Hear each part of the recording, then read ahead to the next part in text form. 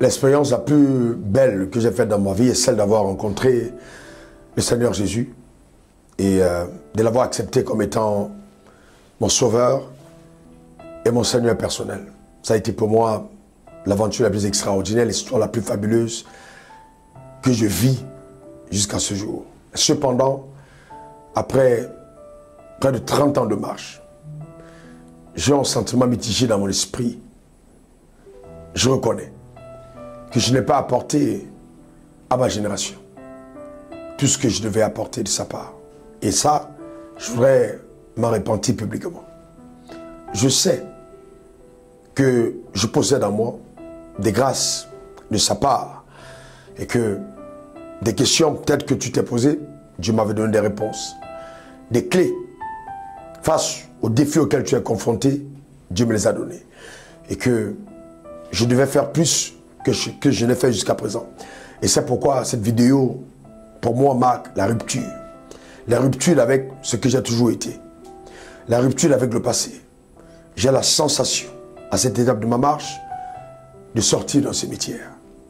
Consciemment, je me suis engagé à enterrer les anciennes méthodes, à enterrer tout ce qui n'a pas été dans le schéma prophétique de ce qu'il voulait accomplir. Je pense que c'est une forme de renaissance, c'est une forme de nouveau départ. Et je voudrais te demander à tous les saints de prier pour moi. Je crois que dans cette génération, Dieu m'a donné quelque chose de particulier, que ce soit dans le domaine de la foi. Plusieurs pères me l'ont dit, que ce soit dans le domaine des affaires, que ce soit dans le niveau de l'excellence, que ce soit la capacité d'être en même temps sacrificateur et roi. Dieu m'a fait grâce, je reconnais. Et l'heure est venue pour moi de t'apporter ces émissions que tu dois voir, ces enseignements que tu dois entendre, ces livres que tu dois lire. Je pense que c'est vraiment la saison. S'il te plaît, pardonne-moi de ne l'avoir pas fait plus tôt. Et vraiment, je ressens profondément que cette génération a plus que jamais besoin d'entendre parler de notre Sauveur, a plus que jamais besoin de le recevoir véritablement et que l'Église devrait entrer dans cette dimension de révélation de ce que c'est que le sel de la terre. Le sel, c'est pour la sauce. Le sel, c'est pour les aliments. Le sel, c'est pas pour la boîte. Le sel, c'est pas pour le bocal.